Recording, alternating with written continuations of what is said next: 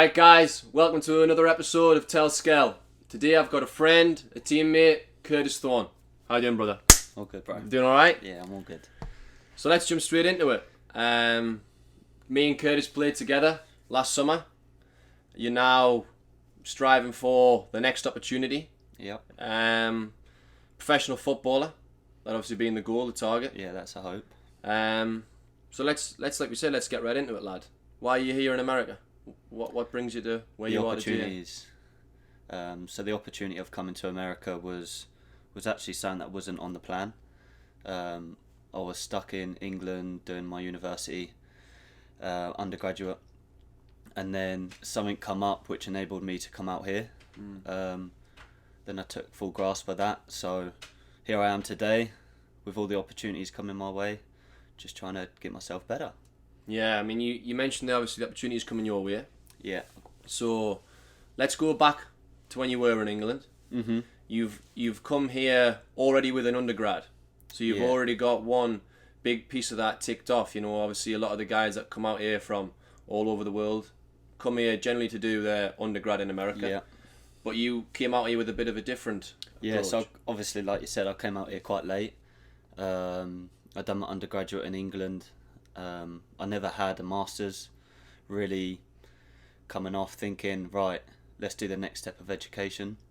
I've never really been an education person, I'll be truthfully honest, just because of the stress that's involved with it all. Yeah, seriously. Especially if my priority is being a footballer. But like you say, that was just part and parcel of coming over here and trying to become a professional footballer. I had to do my master's obviously alongside it. So yeah, I started off doing my undergrad in Southampton, England, sports science specifically. And then I played summer football out here for a team called New Orleans Jesters, which was in the NPSL. And then I just had someone at the right time kind of watch our game. He liked what he saw, and then the rest is history. He brought me over here, and now I'm close to my masters. There you go. So you haven't got much left to do in your master's degree, right? 2 classes, then I'm done. Brilliant. So yeah, can't wait for that one. Ready for that to be behind you, eh? For sure. But I mean, on the topic of coming out to America, what made you? Because obviously you came out here and played in the summer, right? Before you kind of committed to a college, before you committed to. I played 2 summers. So you were out here just playing in the summer. So how Literally. did that come around? So literally the New Orleans, which I was with for 2 years, so 2 summers. And then in the second summer, like I said, I just had someone that kind of scouted me more or less. But I didn't think anything of it, as in a way that I'm going to go out to America in the summer to try and get scouted to do my masters. You were just kind of going through. It was never on the agenda. Right. So I was fortunate enough to have a close friend of mine in Southampton. He played for Bournemouth Academy. And he kind of said to me, right, do you want to experience America in the summer? I was like, hell yeah. Yeah. Let's give it a go. And like I say, I've just been fortunate with everything that's come arise from it. Yeah, not looked back since. Literally. Yeah, so, I mean, New Orleans, it's, you know, being in America for a while now, it's known as a pretty crazy spot. I imagine you've had some stories. So like you say, that was my first city to experience in America. That's what I mean, getting thrown straight in the thick of it, eh? Well, like I say, New Orleans, crime, stuff like that. I was scared to go out of the house when I first went, just because of what I heard. But like I say, once I got familiar with the place and stuff like that, I was loving every minute of it. Hence why I'm here now. Just love it. Yeah, because obviously you've stayed here. You haven't went back. Obviously you went back in spells to see family and just Christmas time. Yeah, Christmas time. Yeah. So I mean, we talk about going back to England. I mean, let's again go back. You've your upbringing. So where were you brought up? So I was brought up in Petersfield. That's just like a small town. Let's just say near Portsmouth. Okay. That's a familiar city. That's obviously close to where I live. Just so everybody knows. So yeah, I played football all my life. I think that was just down to me and my dad connecting so well.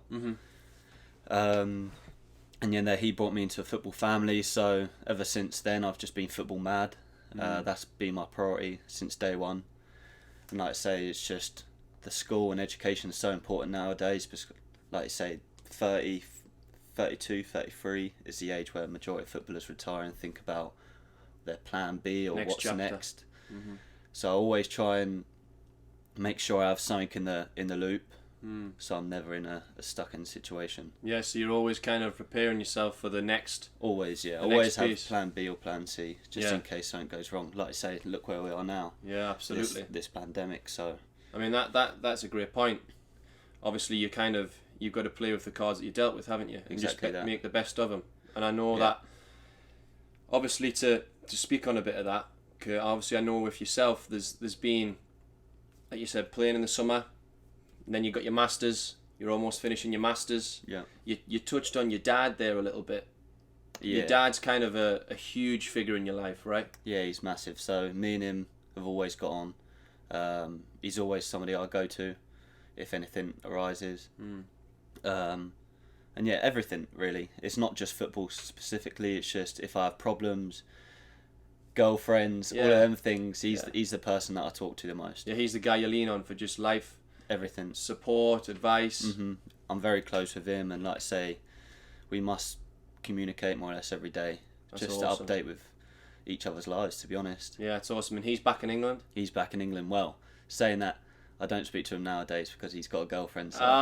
So he's tied up himself, eh? There he's you got go. a new girlfriend. So. But I imagine he's up for, to speak on that note, we kind of love at our age, it's opportunities. Exactly, we leave our family to hopefully set ourselves up for a new life and the opportunities to come. But, on your dad's note, on one hand, he's obviously gutted he's lost his son and by the sounds of it, his best friend. Yeah.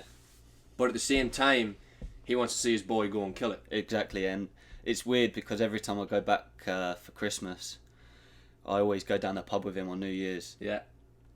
With him and his friends, and his friends always come up to be like, your dad's proud of you. So that must feel it's just an example of him kind of showing me off. Yeah. And I kind of like that. Yeah, he's proud of you.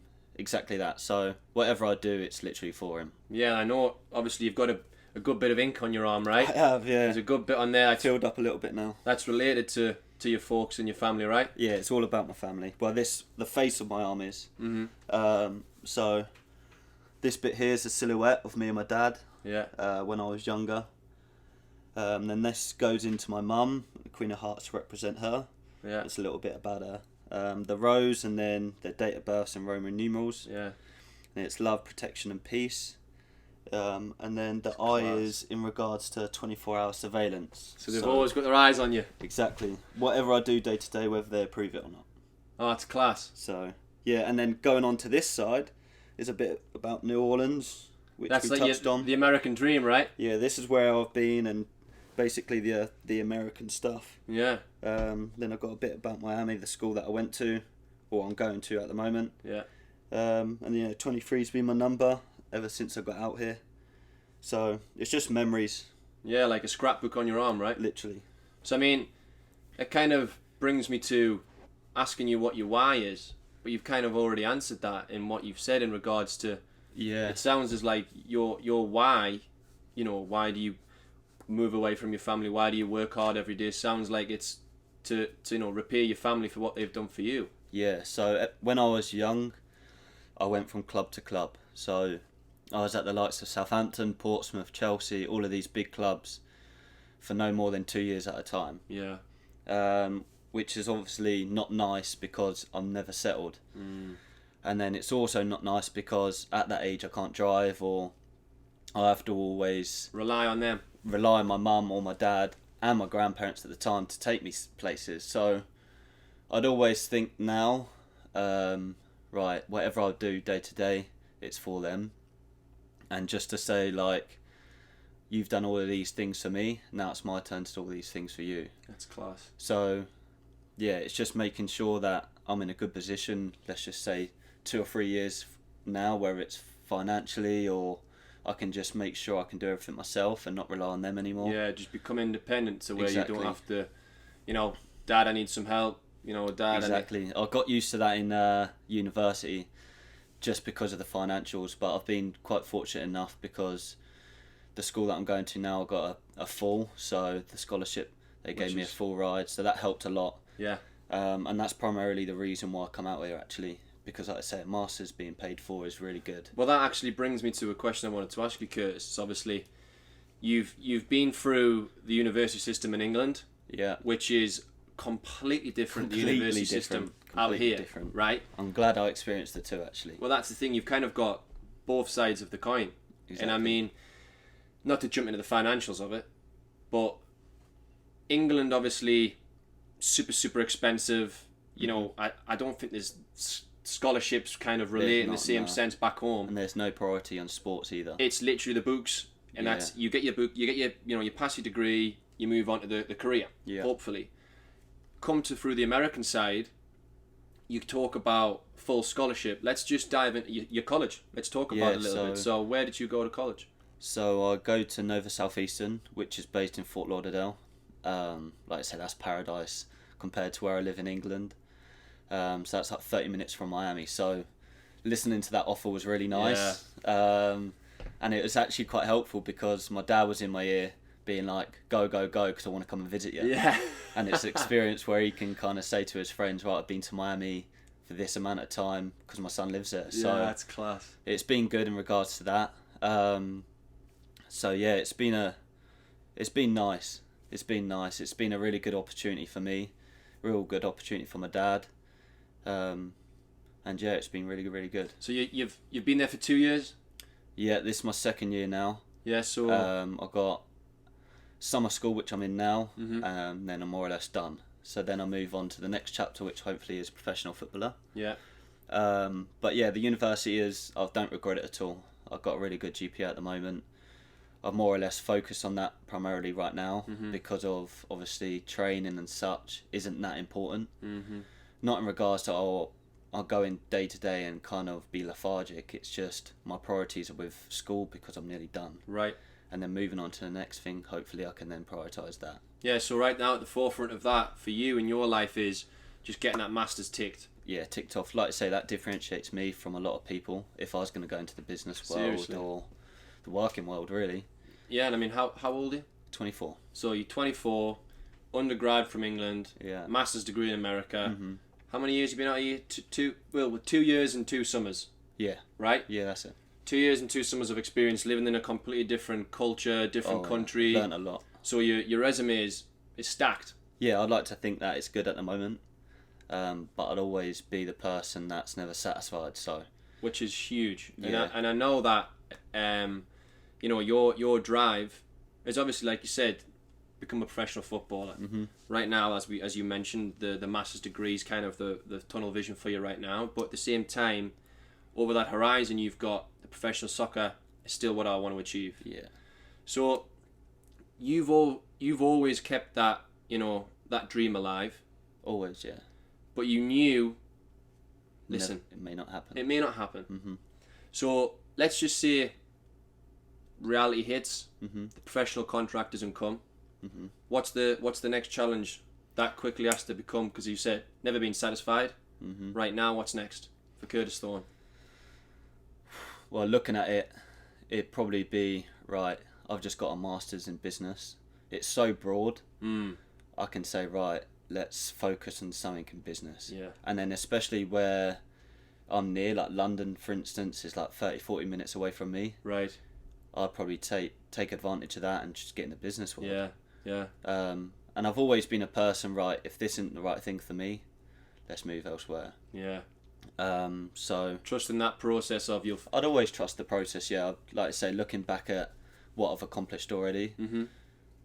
everything's gone my way in regards to where I am now and what I'm doing. Things have just fell into place. They have, yeah. And then when stuff hasn't fell into place, I'd always be like plan B, plan C. That's already sorted for me. So well, I think that shows your mindset, which is a great one to have in regards of when things kind of go a certain way. You always have two routes you can take. Yeah. You can go with the victim mindset. You can go with let's make the best out of this situation. Exactly, yeah. And then with you kind of you have that attitude with life in regards of if things don't work out, if they don't match my expectations, well, now I have to change my expectations and make the most of this. And that's awesome because a lot of people can very easily become victim. Yeah, that's the only trouble. And then it becomes 10 times harder for yourself. Everything kind of happens for a reason. I've stuck to that motto as well, especially with what's happened this year. I said to myself before coming here, obviously moving from Fort Lauderdale, I was like, right, I'm going to make sure within pre-season I'm going to be that good that they have no choice to sign me.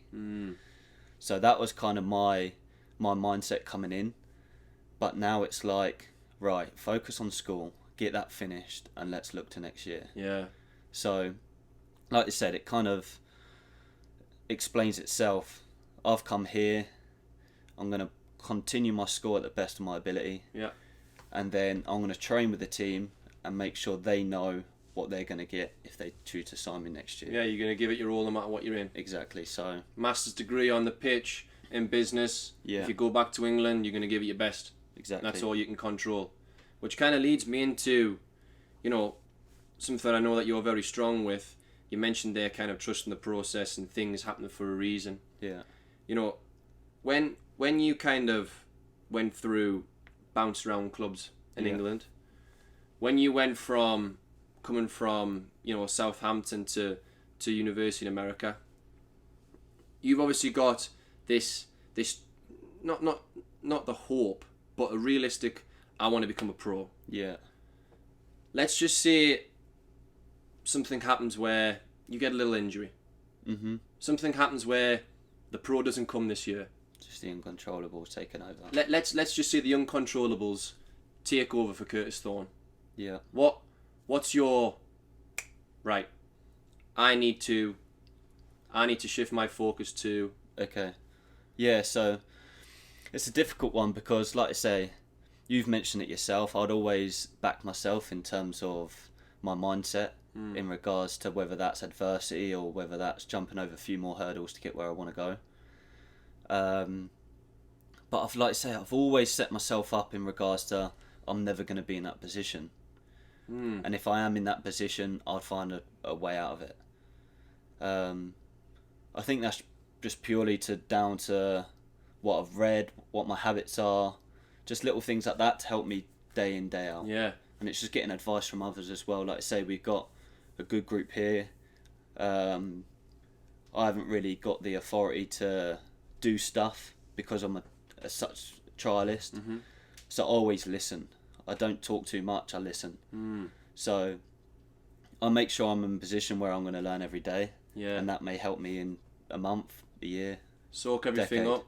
Soak everything. That kind of, after you just said that there, that's brought to me, like I said, that sponge white belt mentality of whether this works out or not, whether it becomes, you know, whether this trial period that you're in right now gets you the pro or doesn't. Your mindset is, it's going to prepare me better for the next one. Yeah, I'll never be disheartened in regards to whether my plan would be executed or not. Because I know something else is going to come up purely because of what I do for myself. Because of what you've already been through and the way you've acted. Exactly. And... I've been through plenty of obstacles and I think everything that I've done has led me to where I am today and I don't regret anything. And that in itself is a great mindset to have. Yeah.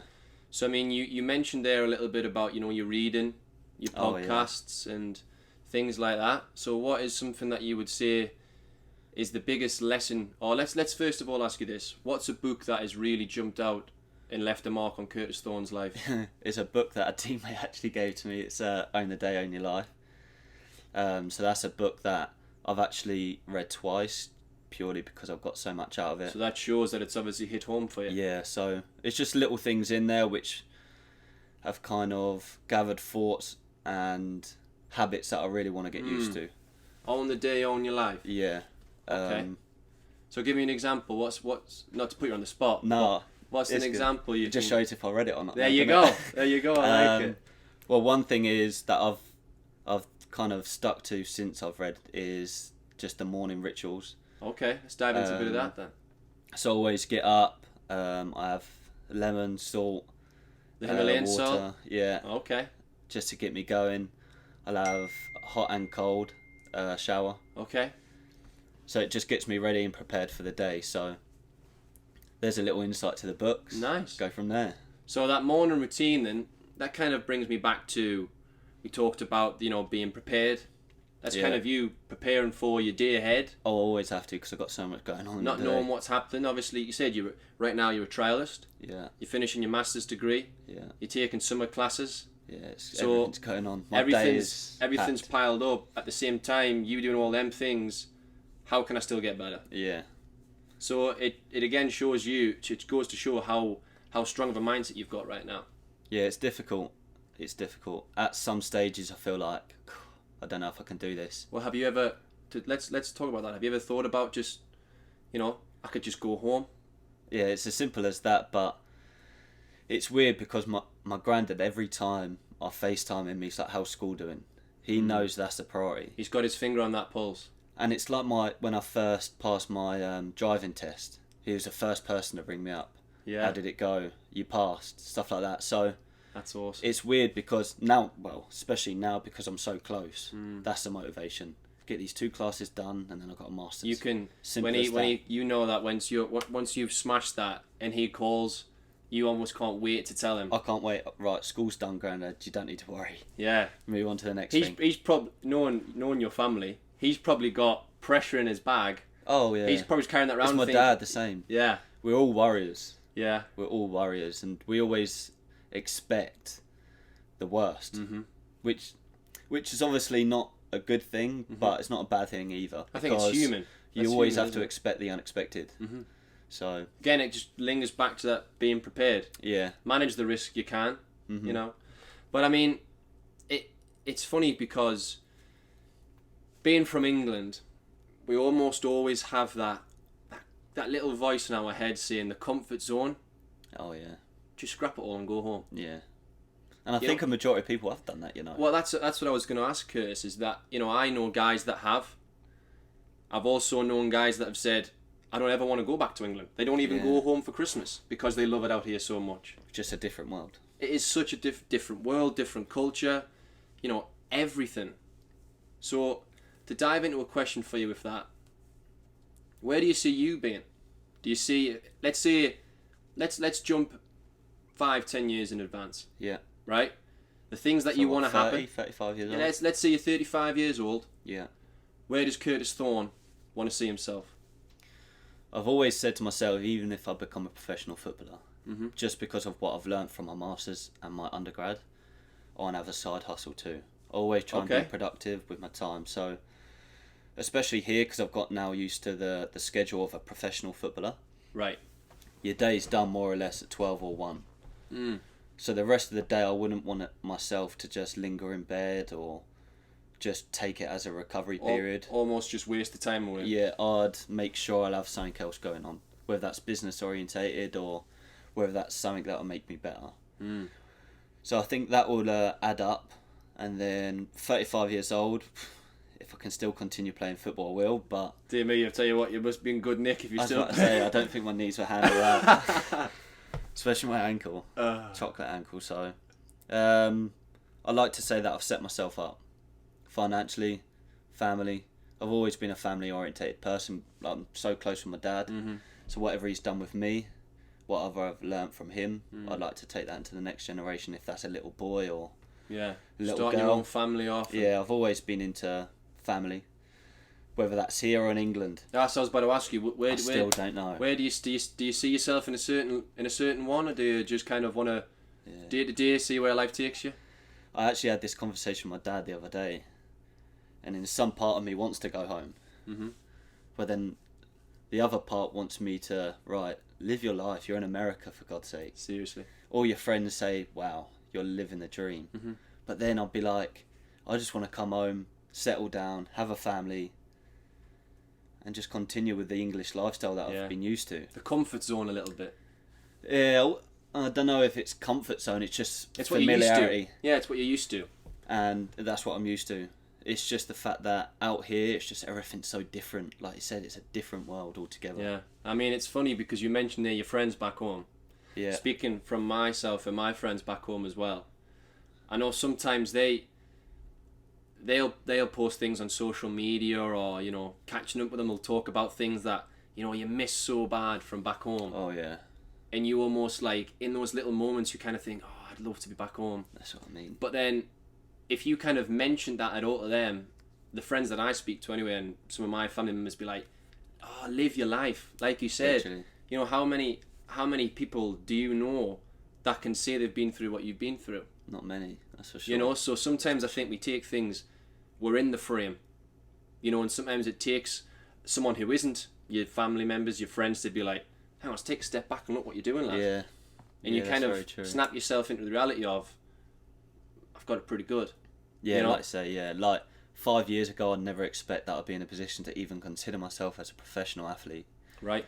As well as a master's education under my belt. Yeah. I wasn't the smartest in school. I don't know whether that's down to behaviour or whether I just wasn't smart. Yeah. But I never considered myself smart. But now that I've been through the process of undergraduate, masters, I must have something going for me. So, yeah, I was going to say, you've jumped through a good few hoops in the education system. For sure. Next, if you want to go and get your doctorate and become, you know, yeah, I don't know. Dr. Curtis Thorn. That might be a way to stay in the country if I do choose to stay. But there you go. I don't know. That's a little bit too far for me, I think. And obviously I asked you about, you know, 10 years down the line. I know you've had a little bit of the coffee shop. Yeah. You know, you've kind of always had that little, I'd love to run my own coffee shop one day. I've always said that to you, and a close friend of mine as well in the team has kind of got a similar procedure in regards to, right, let's do something alongside football, or soccer, as you say. And I've actually done it in a project. That's what I was about to dive into. So that kind of gave me some knowledge in regards to what it's all about. It made it real a little bit, right? And it also gave me an insight of, well, this is doable. So yeah, we've obviously had thoughts in regards to creating our own coffee shop, just because every morning, whether that's before training, we like to have a coffee, or whether that's in the afternoon, try and be productive, have a coffee and go on your laptop and do something. Yeah. Coffee is literally orientated around my day. Yeah. So who knows, if creating a coffee shop and playing professional, I wouldn't want to... That'll be the perfect 10-year plan for Curtis. I wouldn't want to disagree with that at all. Smashed your football career, played... Well, by the sounds of it, you hope you're still playing while you're 35, and then have a little... Whether that's Sunday league or professional. Have your little coffee shop on the side, right? Yeah, that'd be lovely. So, I mean, to dive into some final questions here, Curtis, we've talked about, you know, what you hope to be 10 years down the line. Yeah. Let's go the opposite way for just a second here, and let's say, you know, you can have a quick chat with 16-year-old Curtis Thorn. What would you tell him? I'd tell him my story and how I reacted to it. Okay. I wouldn't necessarily say, right, go down this way, because during that way there's like so many crisscrosses, and who knows, they're going to go through all them obstacles. It might be a perfect pathway where they just go from A to B. I'd literally tell my story, and then hopefully they can gather that it's not perfect. There's flexibility in regards to, right, you make your life how you want it to. Yeah.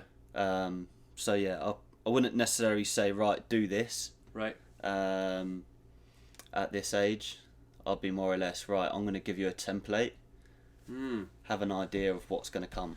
So almost just kind of, rather than giving the answer and kind of, like you said, pursuing that perfect life, that once you kind of go through things, realise that doesn't exist. Yeah. And that perfect isn't real, because when we are going... It's unlikely. It changes. That's the thing, it changes, right? Like for you, when you were 15, 16, the perfect life is probably a little bit different to the perfect life today. Yeah, completely different. So it's funny that you kind of say to yourself, I'd just tell him to just enjoy the ride almost. Just go through it. Yeah, just smile. Yeah. Just smile and enjoy the process. I think that's the biggest thing I'd tell my son. Yeah. Or daughter. Just be like, you're just going to learn things on the way. Don't be so tunnel visioned on one thing. Right.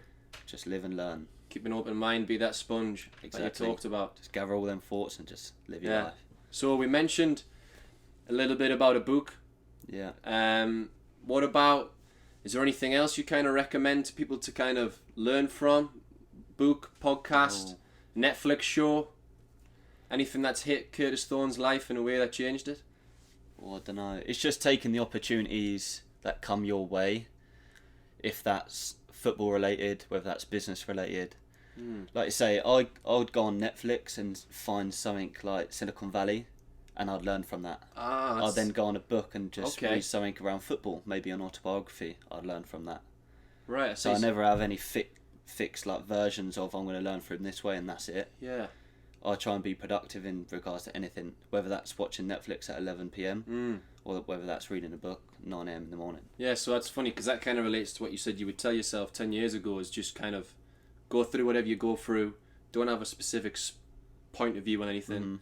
So I think it was funny there when you talked about the Netflix kind of thing, because even when you're watching Netflix and chilling out, you still kind of, how can I get something from this? Yeah, for sure. You know, how can I learn something from this? I think it's time wasted if you don't learn. So that just, again, goes to show how awesome your growth mindset. Hopefully.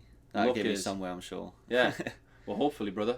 Hopefully. And I mean, listen, this has been another great chat that we've had, where you've shared things with me that have opened my eyes, and hopefully the people listening has hopefully got something from it as well. Hopefully, and the 15, 16-year-olds. Yeah, hopefully my mum and my dad can be like, oh, you know what, I liked him. So listen, mate, thank you for that. Pleasure. Appreciate you.